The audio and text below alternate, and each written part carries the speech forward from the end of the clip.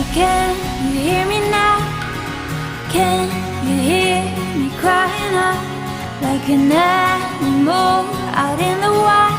I shout your name into the night. Hi everyone, welcome back to my kitchen. My name is Estelle. If this is your first time watching my videos, thank you so much. If you have not yet subscribed to my channel, press the subscribe button down below. That way, when I upload a new video, you will be among the first to see it. Also, if you like my recipe, don't forget to give me a big thumbs up. That lets me know that you like my recipe. It also lets me know that you like the kind of videos I am uploading. So today I'm going to show you how to cook Morrocan style roasted lamb leg, the Marrakesh way. Yes, the Marrakesh way is basically a slow roasting lamb leg or shoulder, which usually take between 7 to 9 hours to cook. It's delicious and has a great taste. I personally have tried it and I loved it, guys.